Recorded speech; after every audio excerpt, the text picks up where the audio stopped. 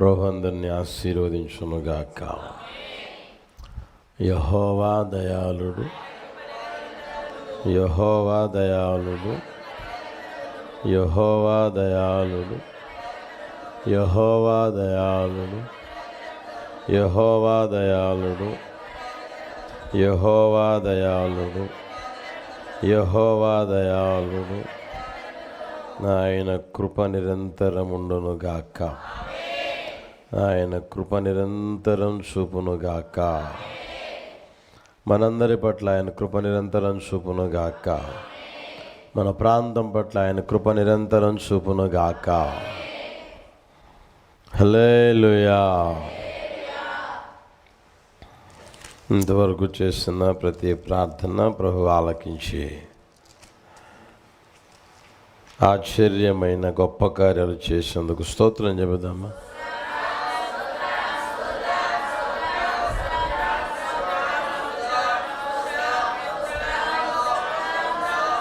స్తోత్రం, స్తోత్రం, స్తోత్రం, స్తోత్రం, స్తోత్రం, స్తోత్రం, స్తోత్రం, స్తోత్రం, స్తోత్రం, స్తోత్రం.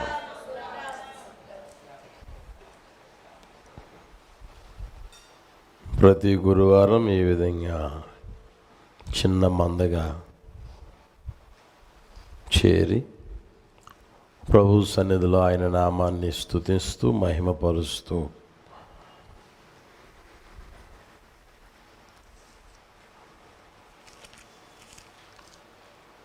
ఆయన నామాన్ని ఘనపరుస్తూ కొద్ది సమయం ప్రార్థన చేయగలిగే కృప ప్రభు అనుగ్రహించారు. అందుకు అందరం స్తోత్రం చెబుదామా.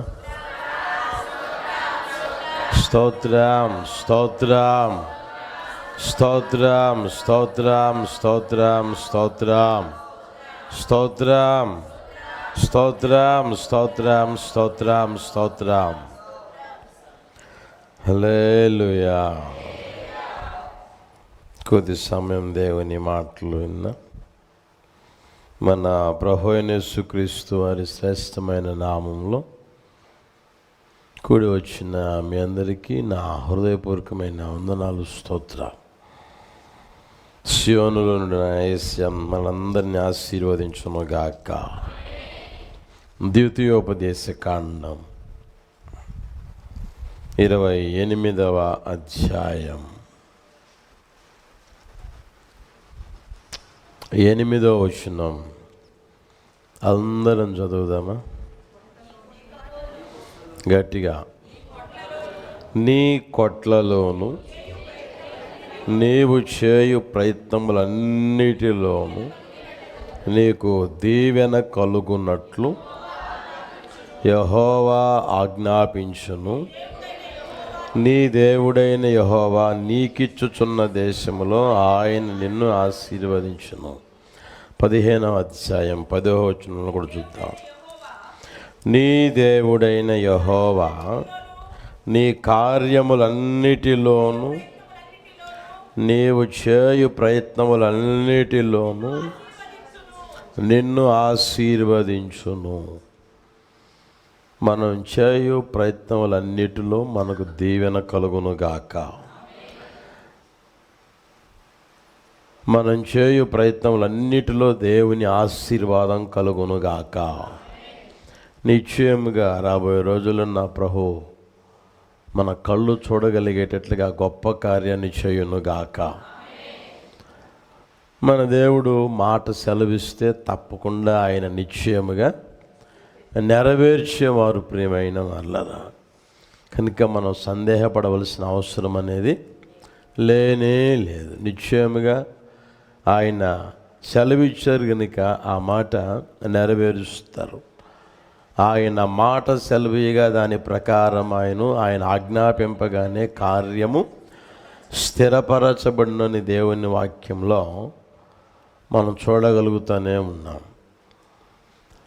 కొందరి ప్రయత్నాలు విఫలమైపోవడం, కొందరి ప్రయత్నాలు సఫలం కాకపోవడం, కొందరి ప్రయత్నాలు వాడిపోవడం, కొందరి ప్రయత్నాలు ఎండిపోవడం మనం వింటానే ఉన్నాం. అలాంటివి చూస్తూనే ఉన్నాం. అప్పుడప్పుడు వాళ్ళు చెప్తానే ఉంటారు, సంవత్సరం నుంచి ప్రయత్నిస్తున్నానండి, 2 సంవత్సరాల నుంచి ప్రయత్నిస్తున్నానండి, జరగడమే లేదు, కుదరడమే లేదు అంటూ ఉంటారు. అయితే నిశ్చయముగా మన ప్రయత్నాలన్నీ దేవుడు ఆశీర్వదించినట్లుగా, దీవెన కలుగునట్లుగా ఆయన కార్యము చేయునుగాక. హల్లెలూయా. ఏ ప్రయత్నాలు అనేవి మనం నేర్చుకుంటా ఉన్నాం.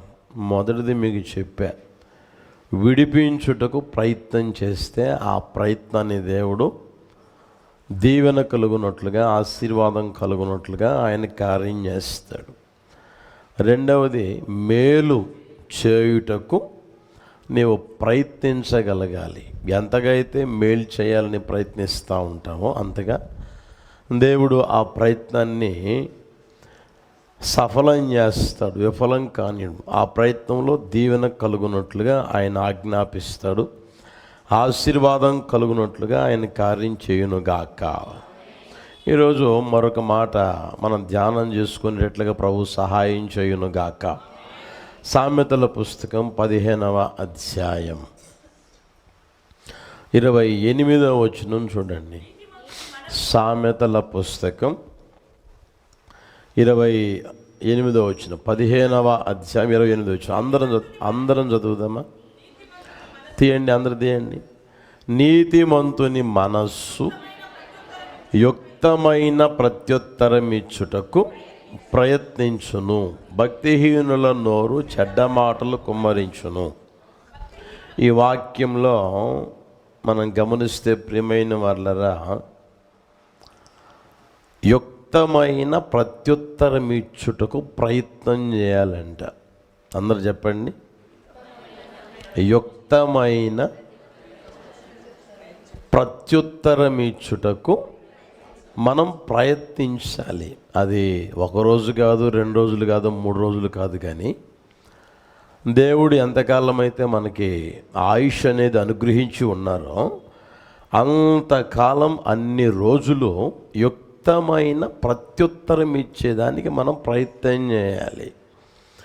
యుక్తమైన అంటే అంగీకారమైన లేదా అంగీకరించదగిన ప్రయత్నం, ప్రత్యుత్తరం మనం ఇచ్చేదానికి ప్రయత్నం చేయాలి. కొంతమంది చూడండి ప్రియమైన వాళ్ళరా, అడిగారని ఏదో ఒకటి చెప్తూ ఉంటారు, ఏదో ఒకటి మాట్లాడుతూ ఉంటారు. అర్థమవుతుందా? దానికి సరి అయిన అంగీకరించదగిన అంగీకారమైన జవాబు అనేది చెప్పేదానికి ప్రయత్నించరు వాళ్ళు. ఏదో అడిగారుగా, మనం ఏదో చెప్పాలి కాబట్టి చెప్పాలి కాబట్టి చెప్పాం, మాట్లాడాలి కాబట్టి మాట్లాడాం అన్న ఆ మనస్తత్వం ఈరోజు చాలామందిలో కనిపిస్తూ ఉండడం మనం చూడగలుగుతూనే ఉన్నాం. అయితే దేవుని వాక్యం చెప్తున్న సత్యం ఏంటంటే, ఎవరైనా సరే, అది నేనైనా సరే, మీరైనా సరే, ఎవరైనా సరే, యుక్తమైన ప్రత్యుత్తరం ఇచ్చుటకు మనం ప్రయత్నించాలి. యుక్తమైన ప్రత్యుత్తరం ఇచ్చేదానికి మనం ప్రయత్నిస్తూ ఉండగలగాలి. రోజు మనం ప్రయత్నం చేస్తూ ఉండగలగాలి.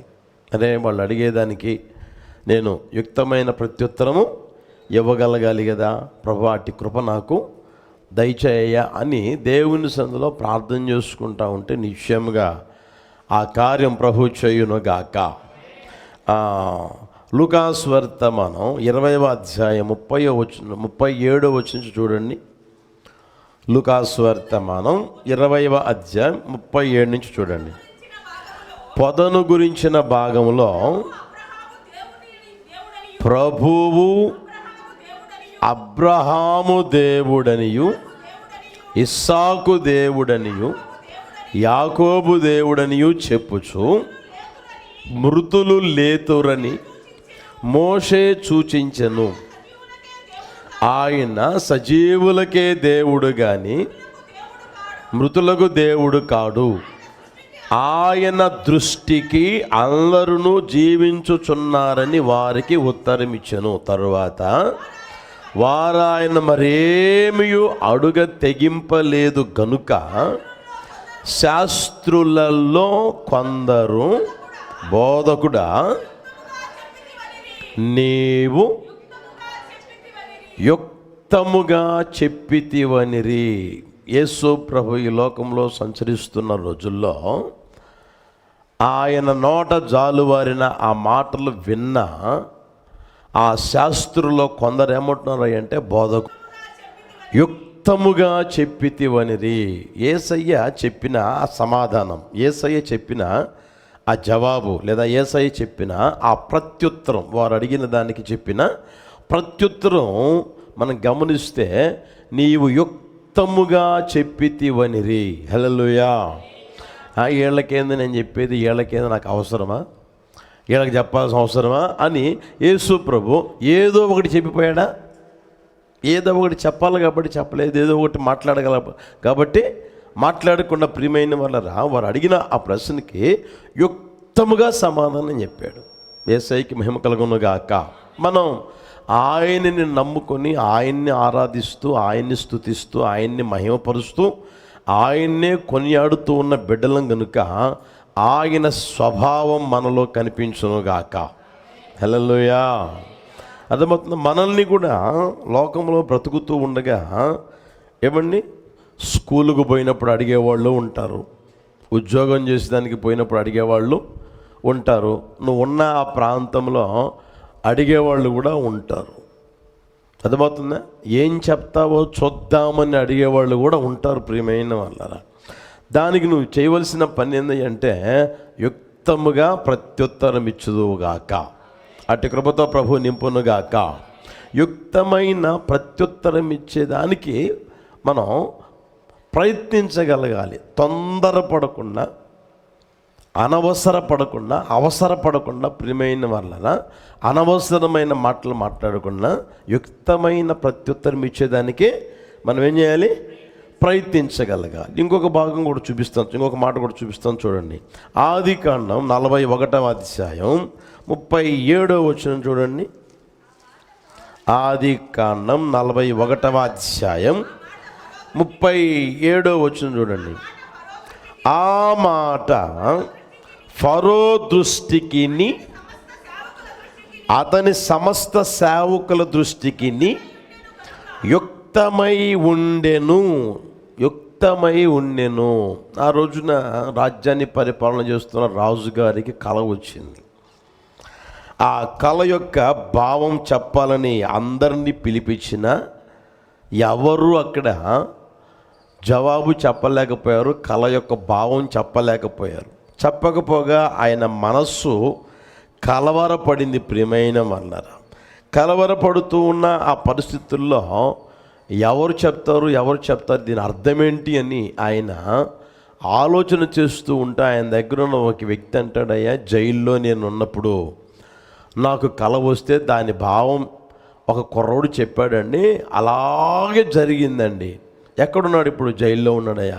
అర్జెంటుగా పిలుచుకురమ్మంటే ఏమని అతగాడిని చూసేసరికి గడ్డం పెంచుకొని వెంట్రుకలన్నీ పెంచుకొని ఒక రకంగా ఉంటే అప్పటికప్పుడు స్నానం చేయించి, అప్పటికప్పుడు షేవింగ్ చేయించి, అప్పటికప్పుడు శుభ్రం చేయించి రాజుగారి దగ్గరికి తీసుకుని వస్తే రాజుగారు అంటున్న మాట ఏందంటే, నీవు అర్థం చెప్పుడు సమర్థుడు వంట కదా అని అంటే, అది నా వల్ల కాదయ్యా, దేవుని ఆధీనంలోనే ఉంది, దేవుడే నీకు క్షేమకరమైన ప్రత్యుత్తరం ఇస్తాడు అని చెప్పిన తర్వాత ఆ కళ చెప్పడం జరిగింది. ప్రియమైన వాళ్ళరా, మనం ఆలోచన చేయగలిగితే దాన్ని అనుసరించి యోసేపు చూడండి ఎలాంటి ప్రత్యుత్తరం ఇచ్చాడంట. గట్టిగా చెప్పండి, ఎలాంటి ప్రత్యుత్తరం ఇచ్చాడు? నన్ను అనవసరంగా జైల్లో పెట్టారు కదా, నేను ఏ పాపం చేయలేదని చెప్పాను కదా, ఏ తప్పు చేయలేదని చెప్పాను కదా, అయినా 2 సంవత్సరాల నుంచి జైల్లో పెట్టారు కదా, వీళ్ళకేంది నేను సరి అయిన ప్రత్యుత్తరం ఇచ్చేది అనుకున్నాడా? సంగతి దాచిపెడదాం, ఈ దేశం పాడు కావడం నేను చూడాలి, నేను ఎలా అయితే బాధపడుతున్నాలో అందరూ అలాగే బాధపడాలి అన్న ఆ తలంపుతో ఆయన నింపబడి నడిపించబడ్డా? లేదు ప్రియమైన వాళ్ళు. చూడండి, పరాయి ప్రాంతమైన, పరాయి దేశమైన, పరాయి జనులైన ఆ ప్రాంతం బాగుపడాలని, ఆ దేశం బాగుపడాలని, ఆ దేశంలో జనులు కూడా ఆశీర్వాదకరంగా దీవెనకరంగా ఉంచబడాలని ప్రియమైన వారు నేను ఆశపడి ఎంత స్పష్టంగా అంగీకరించదగిన, అంగీకారమైన, యుక్తమైన ఆ ప్రత్యుత్తరం ఇచ్చాడు గమనించని ప్రియమైన వాళ్ళరా. ఏదో పిలిచారు కదా, ఏదో ఒకటి చెప్పేసి కాలంబుకుడు గలుపుకొని వెళ్ళిపోదామని చెప్పేసి అనుకోలే. ఆయన యుక్తమైన ప్రత్యుత్తరం ఇచ్చారంటే ప్రియమైన వాళ్ళరా. హల్లెలూయా. ఆ తర్వాత ఆయన అంటాడు, అంత తెలివి కలిగిన వాళ్ళు, అంత ఆరితేరిన వాళ్ళు, జ్ఞానం కలిగిన మా దేశంలో ఎవరు లేడరా బాబు, నీవే ఉన్నావు, ఆ పనంతా నీకే అప్పగిస్తా, నువ్వే చేసేసేయి అన్నాడు. యేసయ్యకి మహిమ కలుగును గాక. కనుక మన వ్యక్తిగత జీవితంలో మనం ప్రియమైన వాళ్ళరా యుక్తమైన ప్రత్యుత్తరం ఇచ్చేదానికి మన వ్యక్తిగత జీవితం మనం ప్రయత్నం చేయగలగాలి.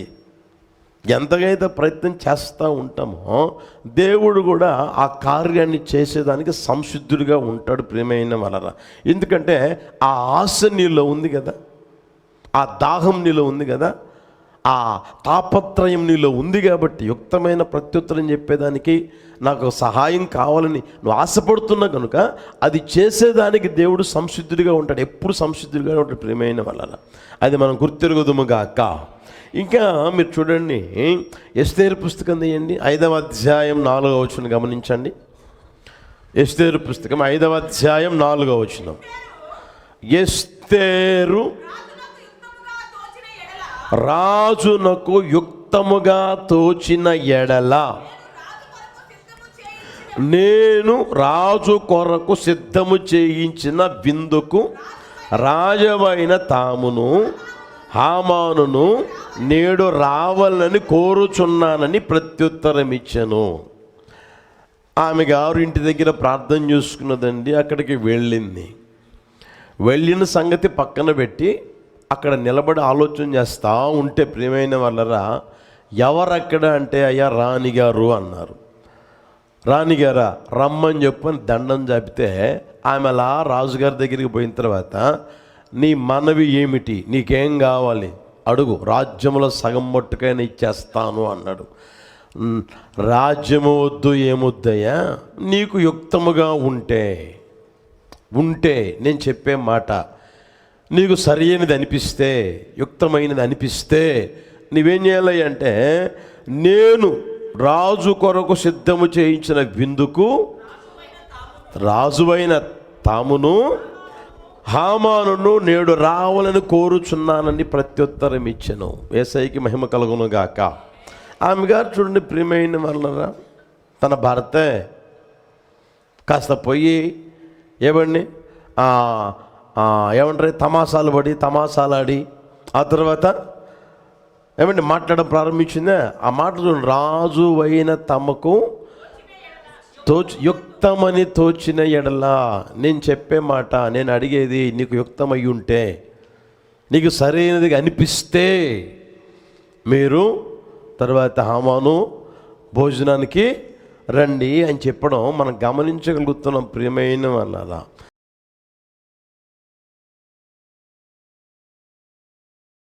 న్యాయాధిపతి నీవే నా యేసయ్యా, నా యేసయ్యా.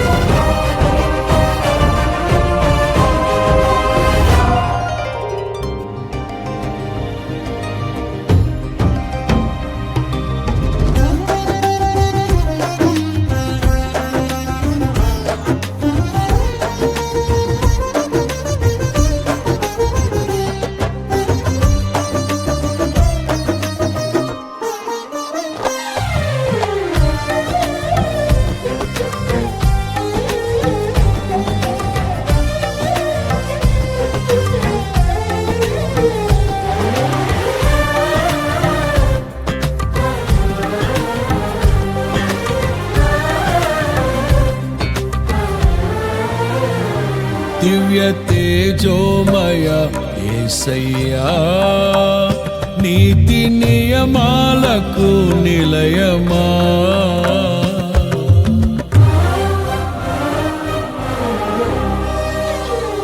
దివ్య తేజోమయ యేసయ్యా, నీతి నియమాలకు నిలయమా.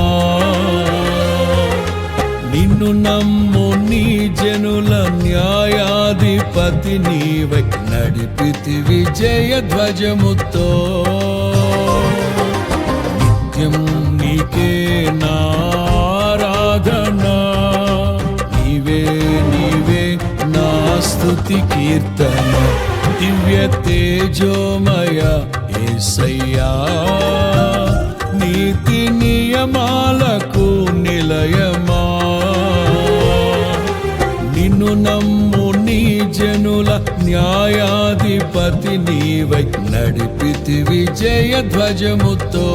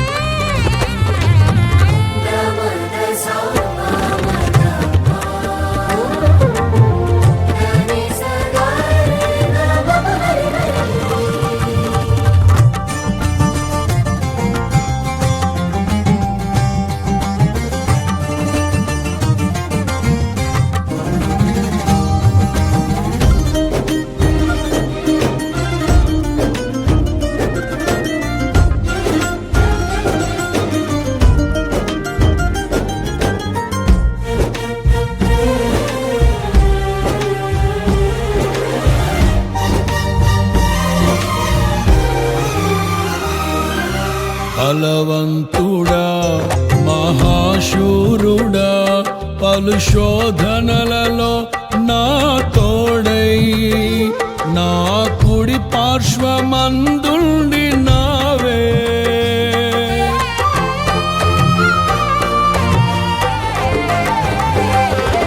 నీ మహిమకై నీవేర్పరచిన నీ పాత్రగా నన్ను మార్చి నీవు నీ అనలేని ప్రేమను చూపితివి. నీవే నీవే నా విజయం, నాలో నీవే నీవే ఆనందం. నీవే నీవే నా విజయం, నాలో నీవే నీవే మహదానందం. నిత్యం నీకే నారాధనా, నీవే నీవే నా స్తుతి కీర్తన. దివ్య తేజోమయ యేసయ్యా, నీతి నియమాలకు నిలయమా. నిన్ను నమ్ము నీ జనుల న్యాయాధిపతి నీవై నడిపితి విజయ ధ్వజముతో.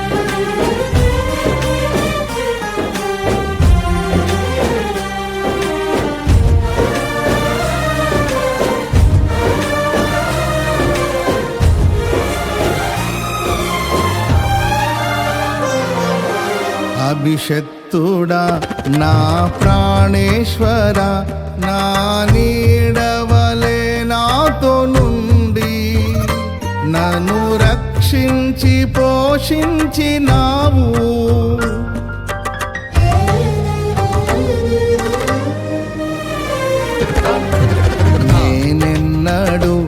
నాకై ఆశించని నీ దీవెనలతో తృప్తిపరచి నన్నీ స్థితిలో నీవు నిలిపినావు.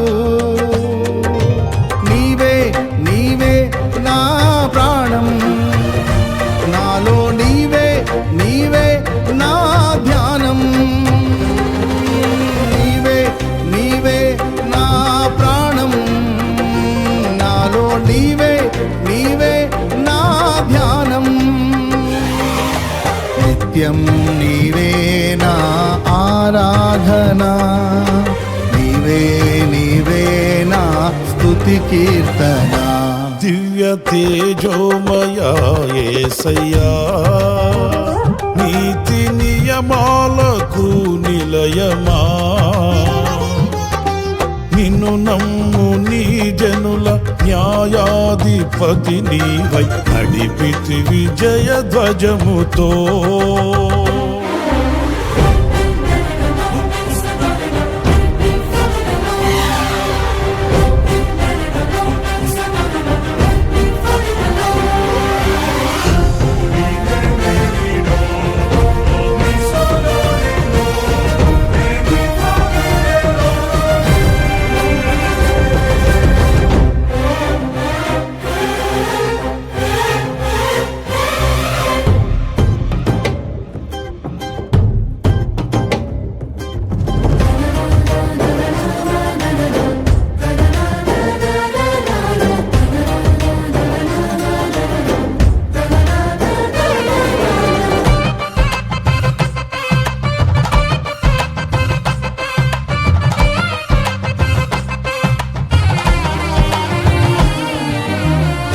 వాక్యమే నన్ను బ్రతికించెను, నా బాధలలో నెమ్మదినిచ్చి గొప్ప ఆదరణ కలిగించె నాలో.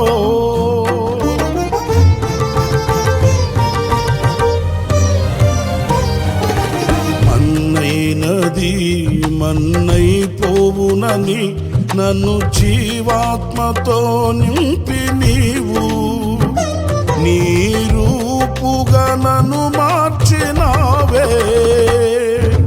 నిత్యం నీతో నడుపుటకు నీవు నాలో నాతో ఉన్నావే.